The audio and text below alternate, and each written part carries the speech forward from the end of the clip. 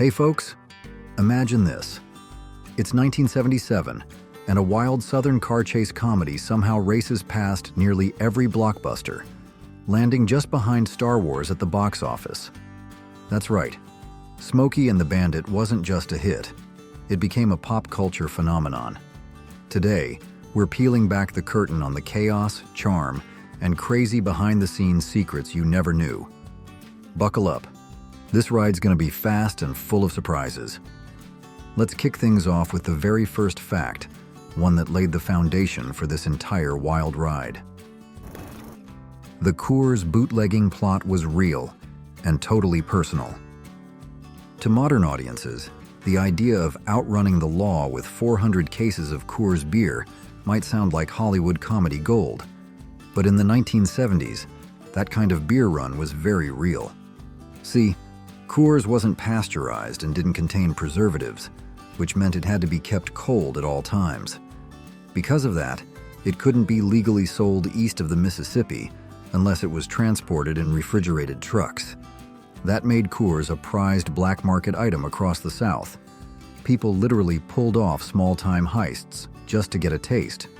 And believe it or not, Smokey and the Bandit was born straight from a real experience.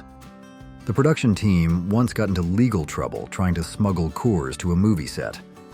So that first scene, where Big Enos and Little Enos offer Bandit $80,000, that's over $415,000 in today's money, to make the beer run? Not an exaggeration. It's practically a documentary, only starring Burt Reynolds in a cowboy hat. That outrageous bet becomes the fuel for Bandit and Snowman's high-speed journey, skirting state lines, dodging cops, and bending every rule in the book, not for honor or rebellion, but for cold, hard cash. And honestly, that tells you everything about the era. Burt Reynolds' salary nearly matched the entire budget. By 1977, Burt Reynolds wasn't just a movie star, he was the biggest name in Hollywood. So when Smokey and the Bandit entered production, Universal Pictures locked him in with a jaw-dropping paycheck, $1 million. That might not sound wild today, but get this. Hal Needham originally envisioned the film as a low-budget B-movie with a $1 million total budget. Universal eventually greenlit it at $5.3 million. But Reynolds' salary alone was nearly a fifth of that. Then came the real kicker. Just 2 days before filming began, Universal suddenly slashed the budget by $1 million, leaving only $4.3 million to work with. That meant once Reynolds' fee was paid, Hal Needham was left with just $3.3 million to shoot the whole film. He and his assistant director worked 30 straight hours to restructure the entire shooting schedule. Sure, handing that much of the budget to one actor caused tension, but Reynolds more than earned his keep. When the studio considered pulling more funds, Reynolds reportedly told them, "If I walk, this movie dies." And they believed him. Because without Burt Reynolds, there was no Bandit, just a script, 4 cars, and a whole lot of nothing. The studio didn't want Sally Field. They said she wasn't sexy enough. Before Smokey and the Bandit, Sally Field was best known for sweet TV roles in shows like Gidget and The Flying Nun. She wasn't exactly on Hollywood's shortlist for action comedy leads, so when casting began, Universal executives pushed back hard against the idea of giving her the role. Why? They said she just wasn't sexy enough. But Burt Reynolds wasn't having it. He insisted that Field was the one. When the studio challenged him, he famously fired back, "Talent is sexy, and she has talent." And he couldn't have been more right. Sally Field took the part after her agent advised that she needed a major film credit. And though the studio had hoped for someone more traditionally glamorous, Burt convinced them she was perfect for the role. Turns out, she was. The chemistry between Field and Reynolds lit up the screen and carried into real life as the two began dating during filming. Field later said she loved the experience, even though most of the movie felt completely improvised. Her character's leap into Bandit's car wasn't just a plot twist, it kicked off a romance, on screen and off, that gave the film its real heart. Jackie Gleason barely followed the script, and that's why he was brilliant. While Smokey and the Bandit had a clear storyline, many of its most unforgettable lines, especially from Jackie Gleason's Sheriff Buford T. Justice, were completely improvised. Gleason, a comedy legend in his own right, was given the freedom to do what he did best, make things up on the spot. According to Burt Reynolds, Gleason never said a single word from the script. He created most of his characters' now iconic lines himself. One classic example? The bit where Buford walks out of the barbecue joint with a piece of toilet paper stuck to his pant leg. That was pure Gleason. Reynolds even admitted it was nearly impossible not to crack up during those scenes. Gleason also came up with the idea to add his dim-witted son, Junior, played by Mike Henry, to the movie. He said his character couldn't just ride around in a patrol car talking to himself. He needed someone to bounce off of. Even the unexpected diner showdown between Buford and Bandit wasn't in the original script. That was Gleason's idea too. And here's the kicker. Even though he became famous in the film for his colorful insults, especially the legendary "sumbitch," Gleason was reportedly uncomfortable using that kind of language on camera. Coming from a cleaner-cut 1950s comedy background, it was a big leap for him. But he pulled it off with such raw, hilarious energy, you'd never know. Among the star-studded cast of Smokey and the Bandit, whose performance impressed you the most, and why? Jerry Reed joined last minute and wrote the theme song on set. Originally, director Hal Needham had pictured Jerry Reed playing Bandit in a low-budget version of the film. But once Burt Reynolds signed on, plans shifted, and Reed was cast as Cletus "Snowman" Snow, Bandit's truck driving partner. Even then, casting Snowman wasn't easy. The studio auditioned several musicians and actors, but no one felt right for the role. With filming just days away, Reynolds made the call. He wanted Jerry Reed, not just for the role, but for the soul of the movie. Reed showed up on set with nothing but his guitar and a cowboy hat, and got right to work. In a matter of days, he wasn't just playing Snowman, he was creating the film's sound. While shooting, Hal Needham asked Reed to write a theme song. A few hours later, Reed came back with what would become a country music anthem, "Eastbound and Down." You got the one snowman, I'm eastbound and down. When he started to play it, Needham stopped him cold.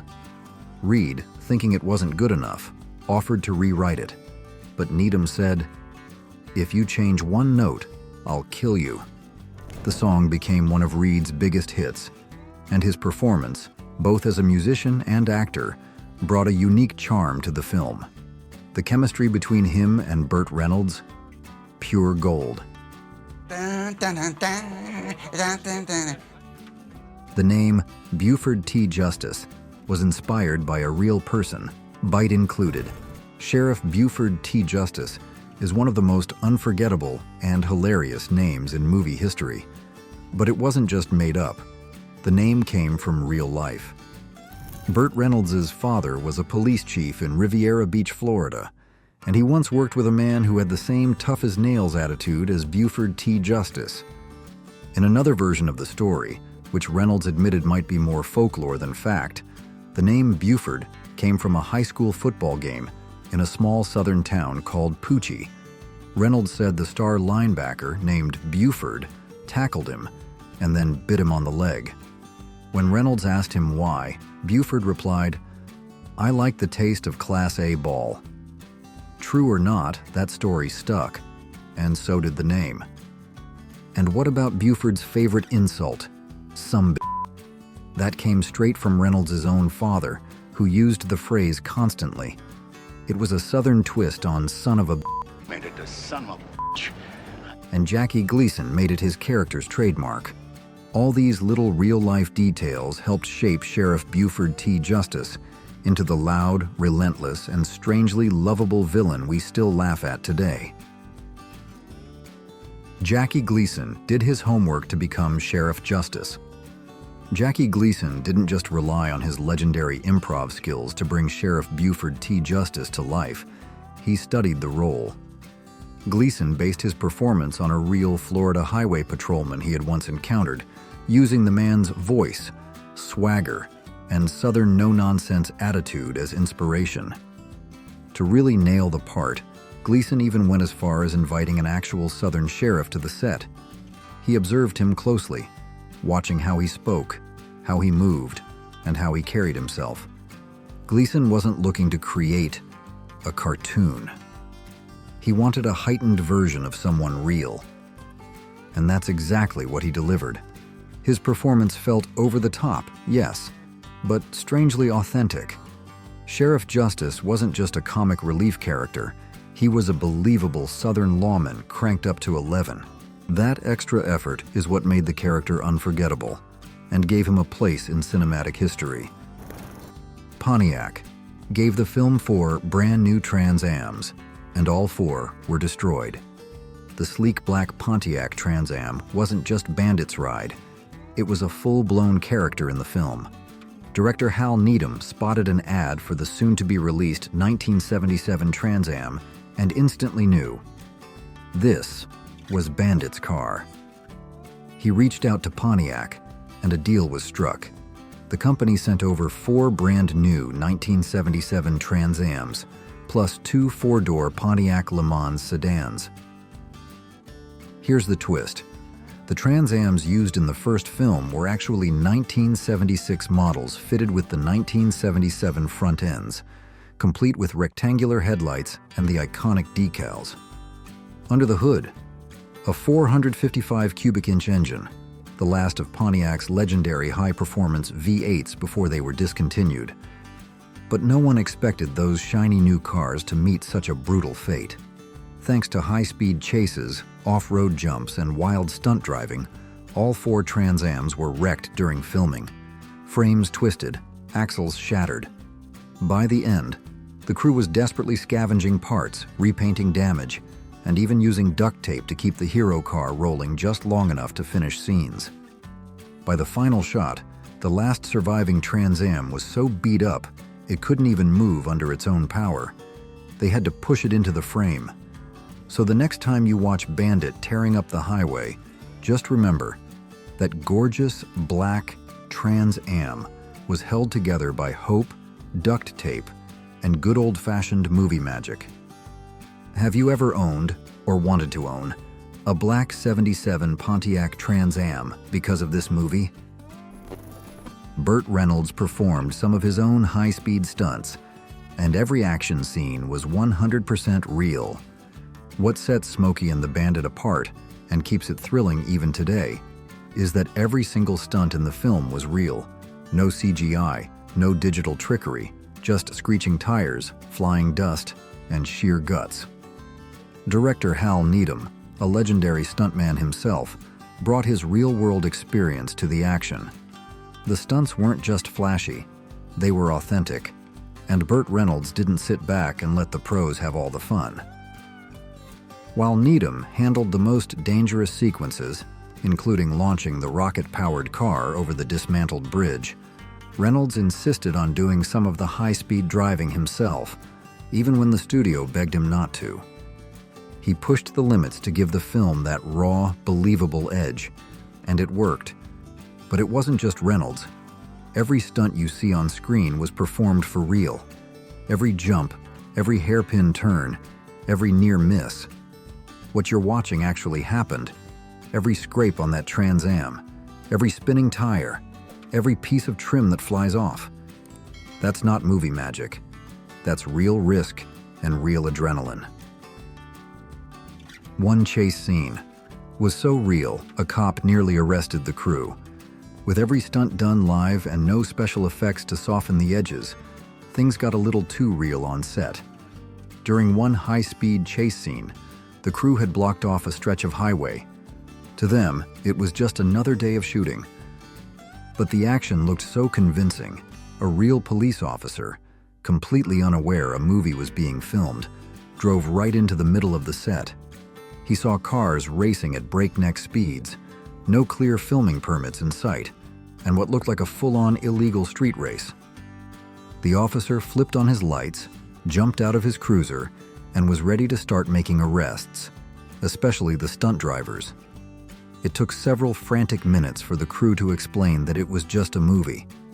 By then, the take was ruined, but the crew had a story they'd never forget.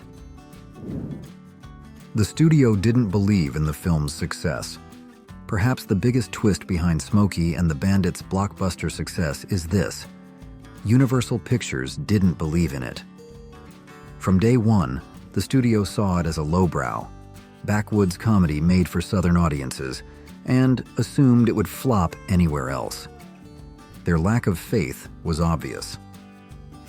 Just 2 days before shooting began, they slashed the budget by $1 million. Midway through production, they cut crew, tightened the schedule, and forced the team to scramble just to keep things moving. Burt Reynolds, Jackie Gleason, and the rest of the cast had to get creative, reusing locations, compressing scenes, and often just winging it. And yet, the film exploded. Smokey and the Bandit became one of the top box office hits of 1977, outranking critical darlings like Close Encounters of the Third Kind and Annie Hall, and coming in second only to Star Wars in domestic earnings. The studio may have given up on it, but the audience didn't. The film proved that sometimes the so-called people's movie connects more deeply than anything executives or critics ever expect. The original ending was much darker than what we saw. The ending we all know, Bandit and Snowman sharing a laugh as they accept a ridiculous double or nothing bet to drive to Boston for clam chowder, wasn't what the writers originally had in mind. In the original script, the film wrapped with a much darker, more grounded ending. Bandit was supposed to face the real consequences of his outlaw lifestyle, and the story concluded on a somber, reflective note. It was more serious, and far less fun. But as filming progressed, the cast and crew realized that kind of ending didn't match the movie's tone. It felt wrong, like it robbed the film of its charm. So, they scrapped it on the spot. No rewrites, no reshoots, just pure, last-minute instinct. The ending we got was completely improvised, and it worked. That spontaneous choice gave the film the upbeat, mischievous final laugh it needed. And more importantly, it stayed true to what the audience had come to love. Fast cars, big smiles, and a good old-fashioned ride into the sunset. Critics rolled their eyes, but audiences fell in love. Today, Smokey and the Bandit is celebrated as a cult classic, but when it first hit theaters, critics weren't exactly cheering. Roger Ebert gave it just 2 stars. Others dismissed it as dumb, dated, and disposable. Gene Siskel also gave it 2 stars, nitpicking the unclear timeline for the beer run and the plot hole of Bandit not knowing Carrie had ditched her wedding. Even Leonard Maltin, who was more generous with 3 stars, still called it Three Stooges level stuff. But audiences? They loved it, and they made their voices heard loud and clear. The film was a box office juggernaut, pulling in over $126 million domestically and reportedly topping $300 million worldwide. It became the second highest grossing film of 1977, right behind Star Wars. This wasn't a critic's darling, it was the people's movie. And sometimes, that's the kind that stands the test of time.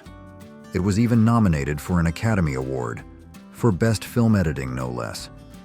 If you've seen Smokey and the Bandit, what do you think gives the film its lasting charm? Drop your thoughts in the comments below. We'd love to hear what you think. The film sparked a massive sales frenzy for the Pontiac Trans Am. Pontiac gave Smokey and the Bandit 4 Trans Ams for free. What they probably didn't expect? The absolute buying frenzy that followed. After the film's release, sales of the Trans Am skyrocketed. Dealerships across the country couldn't keep them in stock. In some regions, sales nearly doubled within months. For the first time ever, the Trans Am outsold its longtime rival, the Chevrolet Camaro. The black and gold 1977 Trans Am became a full-blown icon, symbolizing rebellion, speed, and effortless cool. Thanks in no small part to Burt Reynolds, who made the car look like it could practically fly. Pontiac even gifted Reynolds his own promotional Trans Am, though that specific car never actually appeared in the film. The company's president promised him a new Trans Am every year. Years later, in 2014, Reynolds auctioned off his collection, including that car. It was expected to fetch around $80,000. It sold for $450,000. Even a go-kart replica of the car sold for nearly $14,000. In 2015, a Florida custom car company honored the film by building 77 new Trans Ams modeled after the original, each one signed by Reynolds himself. One of the film's biggest fans was Alfred Hitchcock. Of all the people who loved Smokey and the Bandit, the last person you'd expect is Alfred Hitchcock. Yes, that Alfred Hitchcock, the master of suspense behind legendary films like Psycho, Vertigo, and Rear Window. According to his daughter Patricia, Hitchcock screened films every Wednesday in his office. The final movie he ever screened? Smokey and the Bandit. Crew members and other sources said Hitchcock watched the film multiple times and praised it for its timing, energy, and pacing. He reportedly called it a perfect piece of American filmmaking, funny, fast, and full of movement.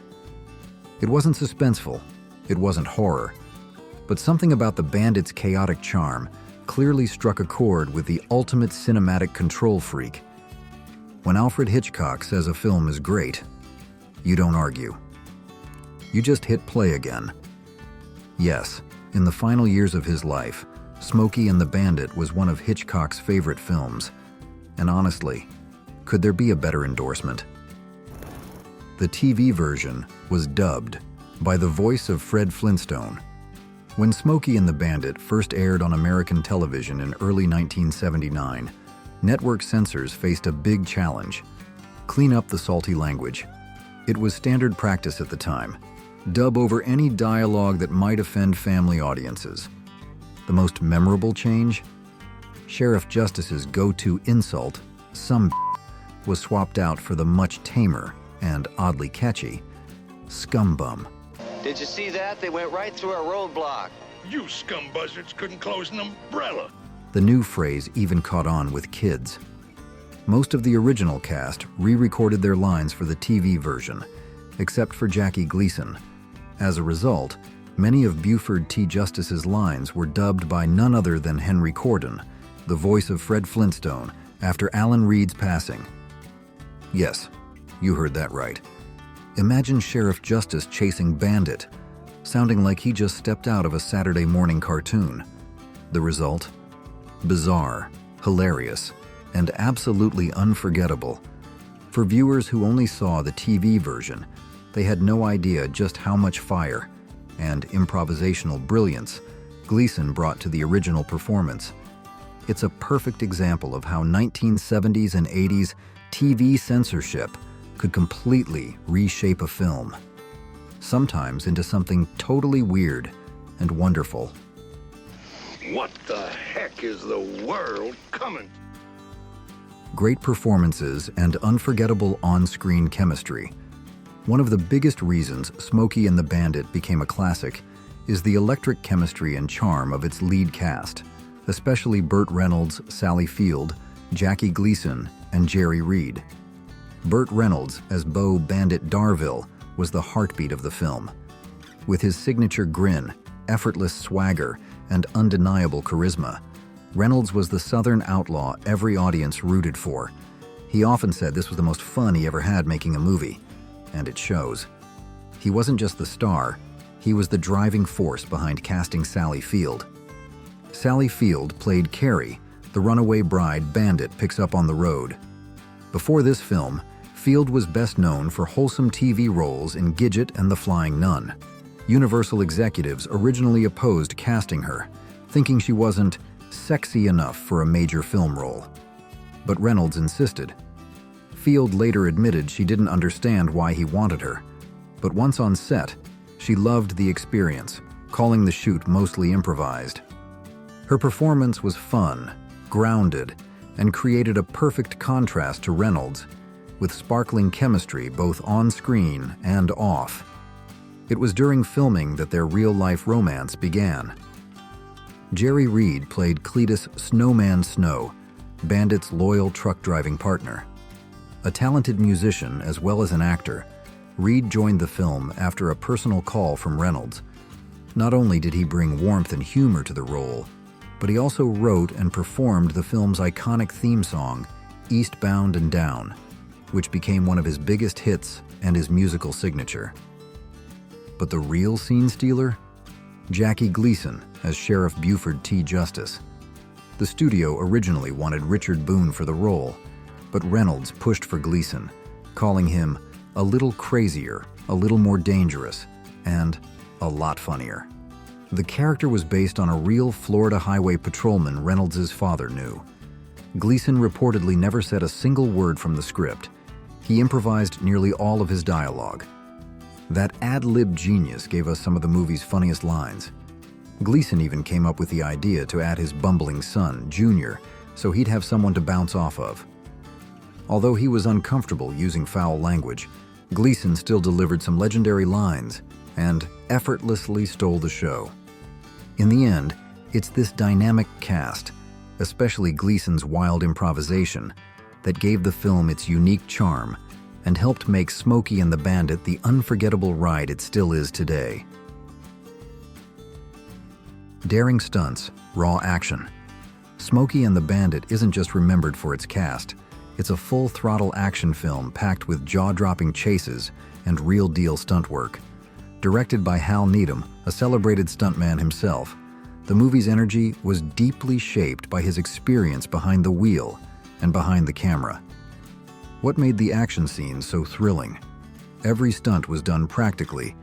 No CGI, no digital effects, just guts, grit, and horsepower. From gravity-defying jumps to high-speed pursuits and narrow escapes, the danger was real. The sweat was real.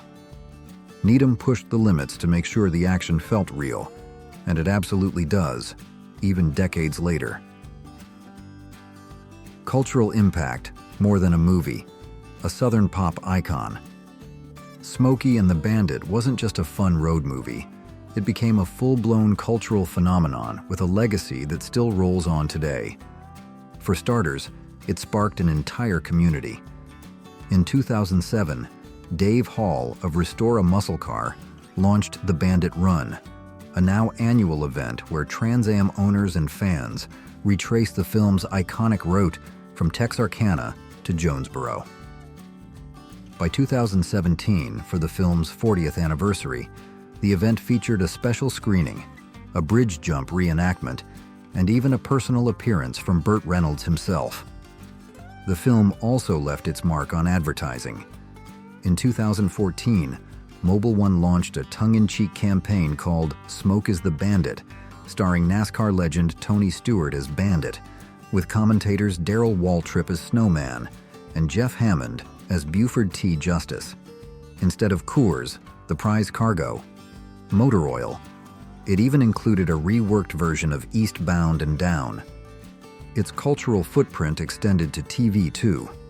While the Dukes of Hazzard evolved from Moonrunners, 1975, the massive popularity of Smokey and the Bandit helped bring the Southern action comedy formula to mainstream television. Three Dukes stars, Ben Jones, John Schneider, and Sonny Schroyer, had minor uncredited roles in the film. And in a twist of fate, Burt Reynolds himself played Boss Hogg in the 2005 Dukes movie. Beyond entertainment, the film also became part of a larger conversation about identity in the post-civil rights era South. Scholars have analyzed Smokey and the Bandit as a symbol of the New South, a modernized, more inclusive region trying to shake off the shadows of its past. While still celebrating white Southern culture, the film distances itself from the Old South's values. Sheriff Justice represents the outdated, reactionary South, while Bandit, with help from black characters like the funeral director and the hearse driver, symbolizes a more integrated, forward-looking South. Yet, the contrast wasn't always perfect. The Bandit's car displayed a Georgia front plate featuring the state flag. At the time, that flag prominently included the Confederate battle emblem. It's an ironic detail, a progressive hero speeding toward the future, with a relic of the past strapped to his bumper.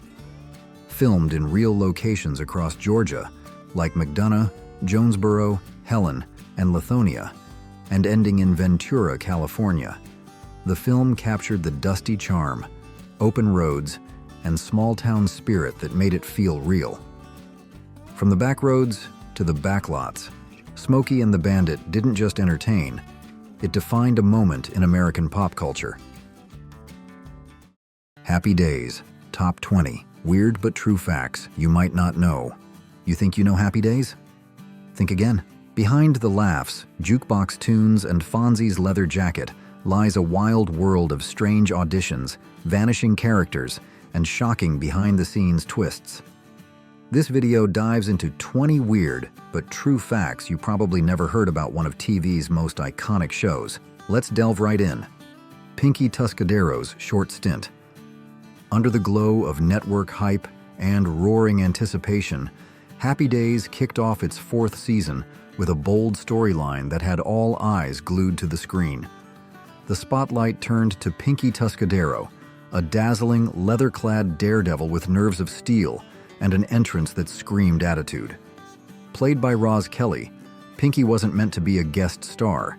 She was introduced as Fonzie's fiery love interest, a character designed to match his cool with equal charisma and chaos. But what unfolded off-camera was a different story altogether. Tensions surfaced quickly. Kelly, known for her blunt, no-nonsense demeanor, never quite blended into the tight-knit ensemble, and the atmosphere behind the scenes grew uneasy. Producers took notice. Although the press pushed the romance as TV's next great couple, the dynamic between Kelly and the core cast lacked cohesion. Industry insiders at the time described the energy as off, and without that harmony, the storyline began to unravel. Despite a strong debut, Pinky was swiftly phased out, her departure abrupt, unexplained within the show, and largely unaddressed in reruns. Over time, her 3-episode arc became a curious footnote in television history, a case study in how character potential can collapse under the weight of misalignment. Anson Williams sang songs. Money talks in show business, and on Happy Days it often sang too. Music from the 1950s helped set the mood at Arnold's Drive-In, but licensing those oldies could eat up a serious chunk of the show's budget. So, the production team got creative. Instead of paying top dollar for vintage records, they leaned on Anson Williams, better known as Potsy, to carry the tunes himself. With a clean-cut smile and a surprisingly smooth voice, Williams stepped up to the mic and recorded covers that kept the jukebox spinning without breaking the bank. From background melodies to full-on performances, his vocals gave the show authenticity while avoiding legal tangles over royalties. Most viewers didn't catch on. They assumed the tracks came straight from original recordings. But tucked between the laughs and leather jackets was a clever workaround that blended talent and thrift. Williams didn't just act, he harmonized with the financial realities of network TV. And in doing so, he helped Happy Days preserve its musical soul without getting tangled in red tape or record label fees.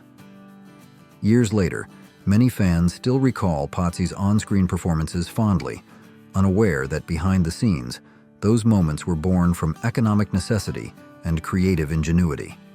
Happy Days, the musical. In a dazzling turn of television nostalgia reimagined for the stage, Happy Days. The musical burst onto the scene in 2007 with its premiere at the Falcon Theater in Burbank, California, helmed by none other than Gary Marshall himself. Rewriting sitcom history with tap shoes and spotlights, the production swapped laugh tracks for live harmonies, complete with a sock-hop spirit and jukebox charm. The show didn't stay put for long.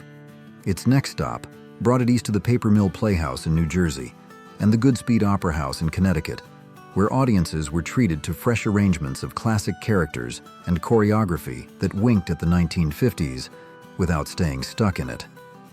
By 2008, a national U.S. tour took the musical to cities across the country, carrying Fonzie, Richie, and the gang from coast to coast. In 2014, the production made its UK debut, kicking off in Bromley before heading across Britain in a full-fledged tour. The musical featured original songs by Paul Williams and a book by Marshall himself, blending heart and humor with Broadway flair. For fans on both sides of the Atlantic, it was a toe-tapping tribute to an era where cool ruled, and every curtain rise came with a dose of diner daydream charm. Do you think the show would work if it were rebooted for a modern audience? Share your thoughts in the comments. Numerous spin-offs. How far can one sitcom stretch its universe before it becomes a constellation of its own? In the case of Happy Days, the answer lies in a sprawling lineup of spin-offs that radiated from its success. The series gave birth to no fewer than 5 live-action offshoots, each tracing a different thread from its cast of characters. Laverne and Shirley soared in popularity, eventually rivaling the original. Mork and Mindy, born from an alien guest appearance, helped launch Robin Williams into stardom. Joni Loves Chachi followed a younger couple chasing musical dreams in Chicago.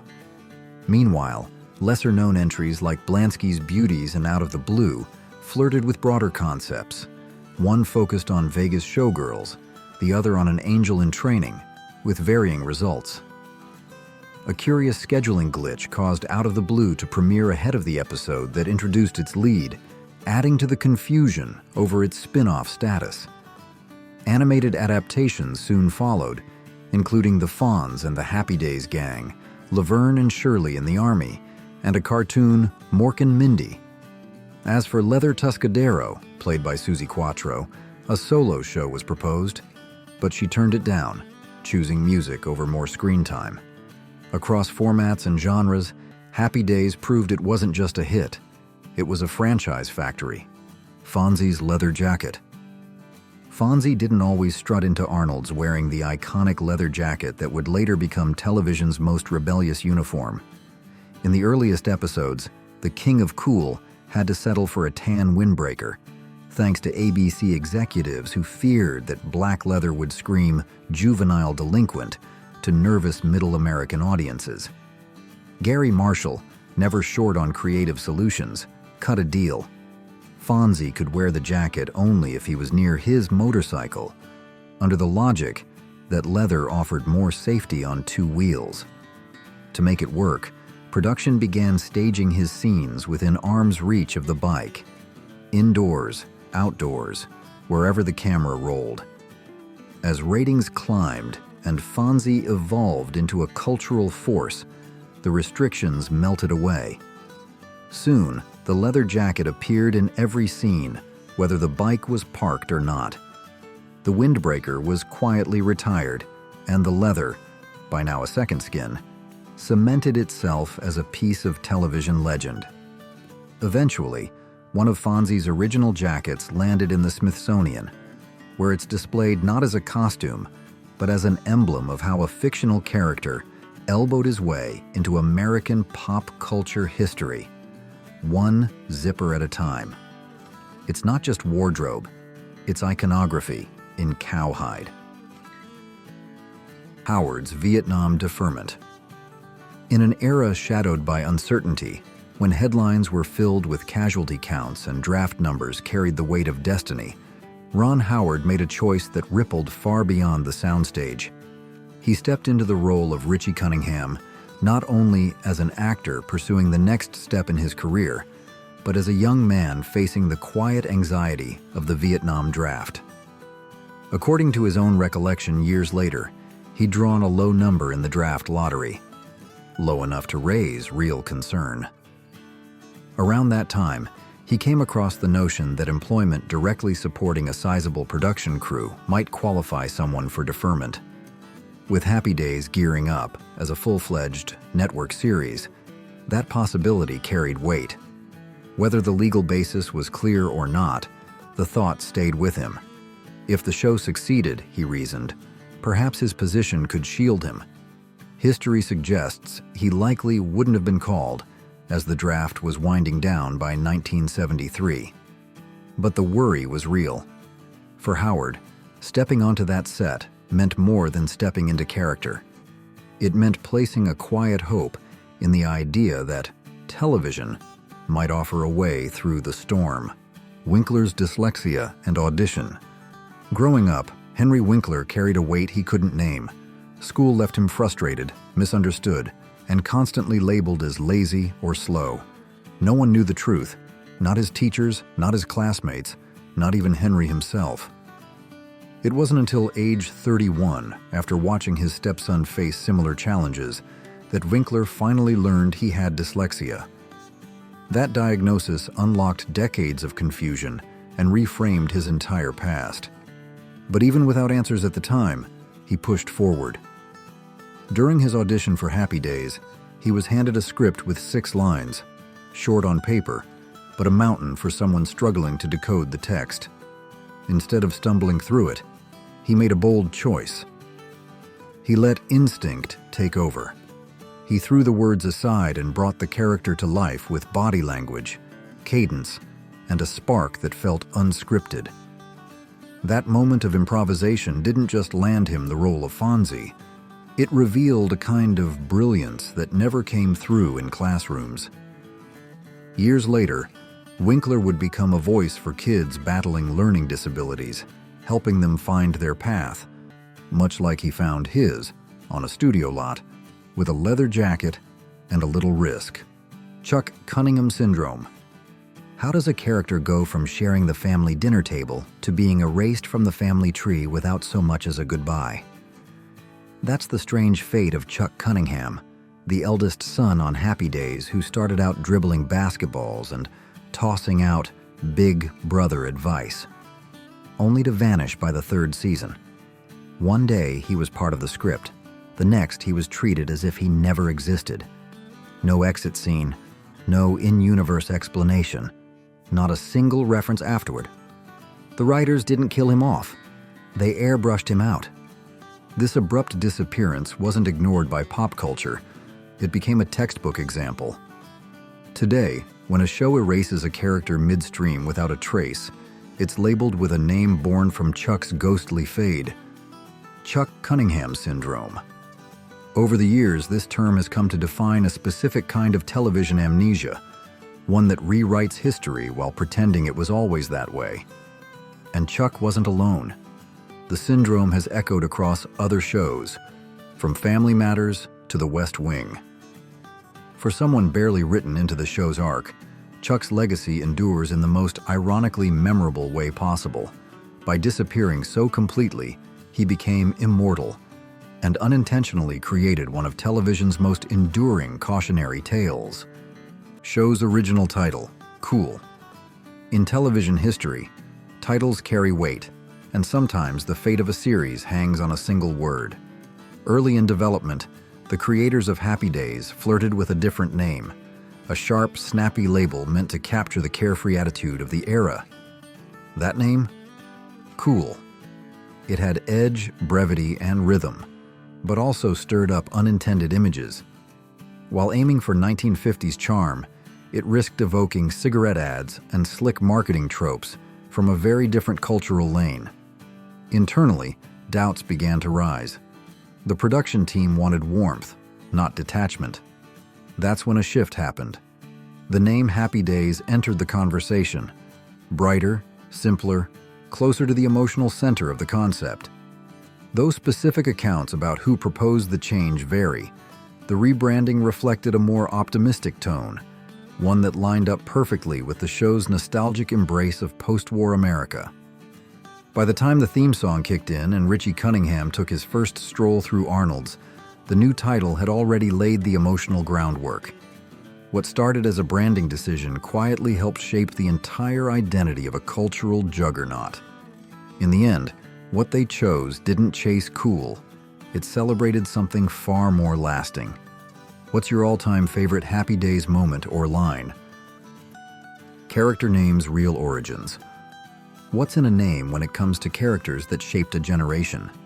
In the case of Happy Days, the answer lies somewhere between family ties and childhood sidewalks. Gary Marshall, the mind behind the series, didn't pull his character names from thin air. He borrowed them from real life, the kind filled with small-town anecdotes and Sunday rituals. Richie Cunningham, for example, shared his name with a boy Marshall used to see at church, a kid whose clean-cut vibe matched the world he was building. Potsy Weber? That came from someone his wife remembered from school, a name that stuck simply because it rang with the right kind of charm. And Fonzie, well, that one had an even more personal root. Marshall's birth name was Masciarelli, and the original plan was to call Fonzie Arthur Masciarelli, but it didn't sit right in terms of rhythm or branding, so they spun it into Fonzarelli, a name with bite and swagger. From there, the Fonz practically wrote itself. These weren't names assigned at random.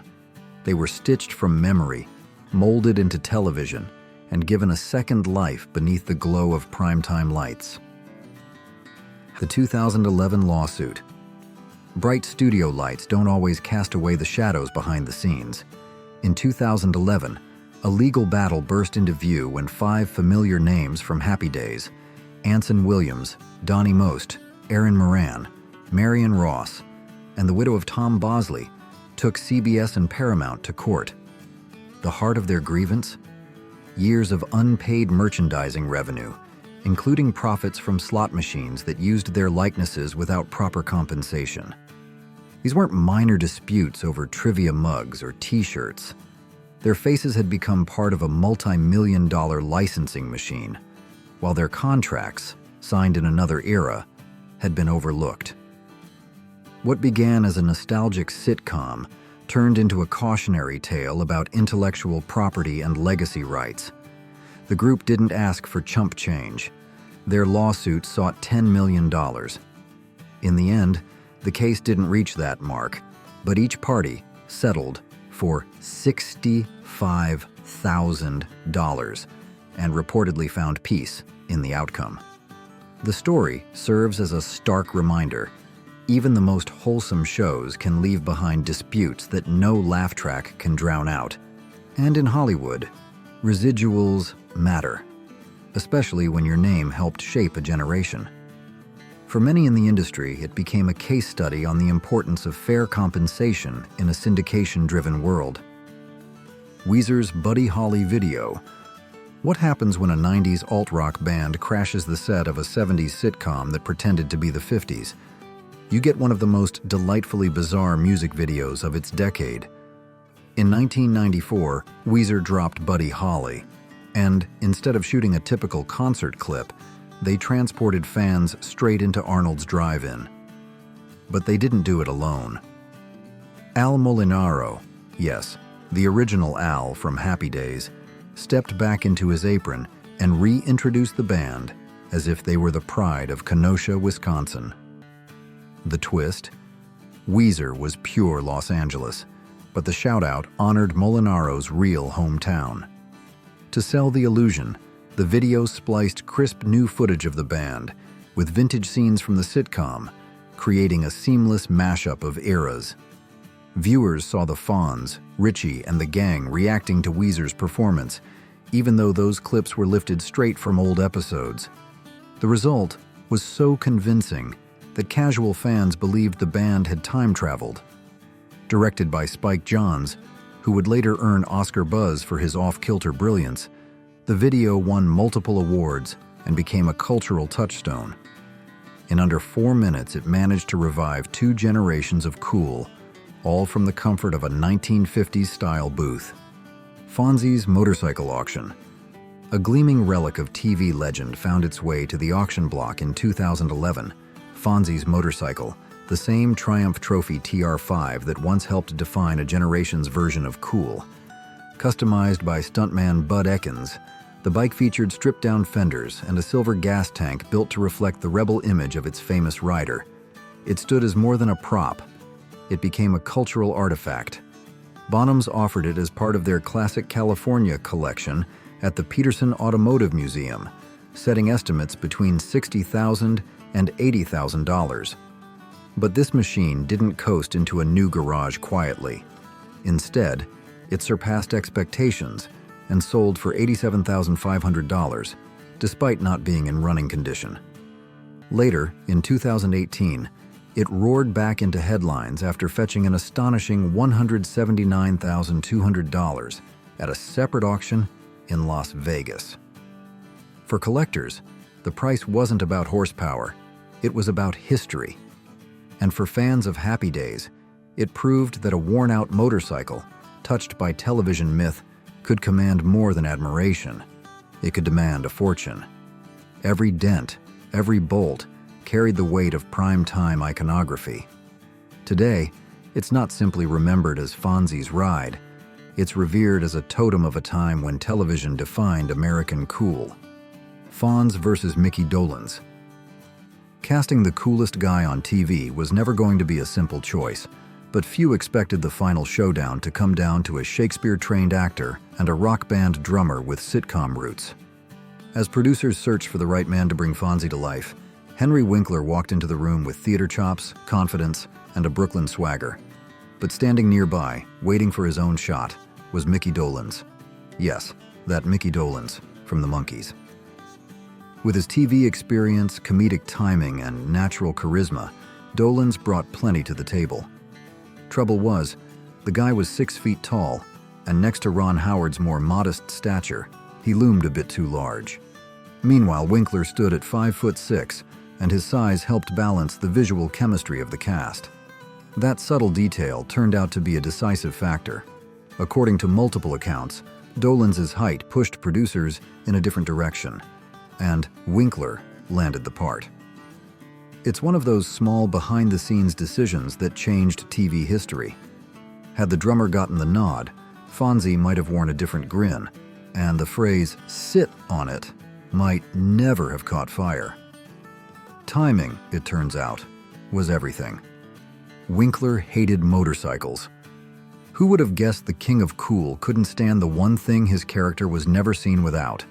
Fonzie and motorcycles go hand in hand on screen, but behind the camera, Henry Winkler was practically allergic to the darn things. From the start, he had no clue how to ride. And the one time producers asked him to move the bike a measly 5 feet for a simple take, chaos unfolded. He twisted the throttle the wrong way, launched the machine like a cannonball, and nearly steamrolled the poor director of photography. Cameras stopped, crew scattered. The tough guy had become a runaway hazard. To keep filming smooth and prevent further accidents, they got clever. They bolted the bike onto a rolling platform, pulled it along, and let Winkler mime the ride. No engine, no control, but plenty of Hollywood sleight of hand. As it turns out, the Fonzie you saw cruising down Milwaukee streets wasn't quite the rebel on wheels he appeared to be. In truth, the leather jacket hid more than attitude. It masked a deep fear of anything with 2 wheels and an engine.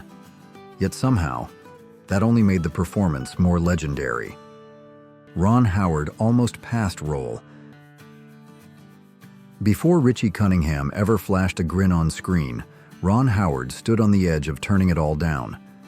Having already spent much of his youth in front of television audiences as Opie Taylor, he wasn't eager to risk being typecast as a perpetual teenager.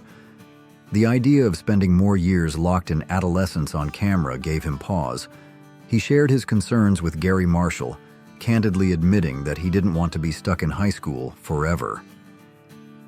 Marshall listened, then offered a promise. If the show moved forward, the characters would age, graduate, and grow, as real people do. That assurance struck a chord. Howard reconsidered. He understood that the role wouldn't be a step backward, but part of a larger arc, one that gave him space to evolve both as a performer and a future filmmaker. So he agreed. That decision not only opened the door to Ritchie's earnest charm on Happy Days, but, quietly, helped launch a career that would later win Oscars behind the camera. A single conversation, earnest, honest, human, gave us a character millions came to cherish, and a creator the industry would one day revere. Show originally pitched for the 1920s/30s. Why would anyone choose jukeboxes over jazz bands, or saddle shoes over spats? That's exactly the question Gary Marshall faced when Paramount first approached him with a proposal to craft a sitcom set in the 1920s or 30s. Instead of diving into an era he hadn't lived, he pitched a world he knew firsthand. The 50s and early 60s, a time of drive-ins, high school dances, and Letterman jackets. His initial effort, a pilot titled Love and the Television Set, aired quietly inside an anthology series, but failed to spark network interest. Then came a cultural shift. The unexpected success of American Graffiti rekindled America's fascination with mid-century innocence. Studio heads came back around, and this time, Marshall's vision landed. With Ron Howard, Anson Williams, and Marion Ross already attached from the unaired pilot, Happy Days took shape. Grounded not in guesswork, but in real-life rhythms of a bygone youth. Marshall's instinct to root the story in his own, lived experience proved to be the show's secret strength. He wasn't romanticizing an era he'd only read about. He was inviting audiences into a version of his own adolescence. That honesty, wrapped in laughter and love, made the show timeless. And that's how jukeboxes won. Mork from Ork Genesis. A sitcom set in 1950s. Milwaukee doesn't exactly scream aliens welcome, but a spark of childhood imagination changed everything. Gary Marshall's young son, glued to Star Wars and bubbling with cosmic ideas, thought the show needed a visitor from space. Not a time traveler or a dream sequence, but a full-on extraterrestrial. Marshall, being the kind of dad who listens, gave it a shot. That's how Mork from Ork crashed into Happy Days, like a UFO into suburbia. But casting this outlandish oddball wasn't easy. Famous names passed, unsure how to land such a zany part. Enter Ronnie Marshall, Gary's sister. She had spotted a quirky guy during a casting session, one who bounced around rooms like gravity had no grip on him. That man was Robin Williams. When he auditioned, he didn't read the lines straight. He flipped the script, sat on his head, riffed from thin air, and made the whole room double over. Everyone watching knew they'd found their Mork. Williams turned what could have been a throwaway guest role into a launchpad, one that sent him rocketing toward a career nobody on Earth could have predicted. Nanu wasn't in the script. He made it up on the spot. Infamous, jump the shark. When did a leather-clad greaser flying over a shark become the defining symbol of TV shows going off the rails? The answer lies in a sun-soaked episode of Happy Days, where Fonzie, yes, the jukebox-thumping icon of cool, strapped on water skis and soared over a floating cage. The stunt wasn't random. It came from Henry Winkler's surprising skill on the water, and the producers wanted to build an episode around it. Winkler handled most of the skiing himself, gliding across the waves in a custom-cut leather jacket with the lining stripped out to keep it buoyant. The actual leap, though, called for a stunt double. That jump didn't just entertain, it launched a phrase. Jump the shark became TV shorthand for the exact point when a series slips into absurdity. Critics had a field day. But Winkler? He leaned into the joke, never flinching. That episode didn't kill the show. It became its most quoted legacy. And whether folks saw it as brilliance or bizarre, Happy Days rode that wave all the way to syndication history. Decades later, media scholars still cite the moment in pop culture classes, and the phrase lives on, a strange yet lasting tribute to a show that dared to get airborne. Love discovering the untold stories behind classic TV? Make sure to subscribe and ring the bell. There's plenty more coming. House exterior location. The home where the Cunninghams waved goodbye and Fonzie strolled up the driveway isn't in Milwaukee. It's actually tucked away in the heart of Los Angeles.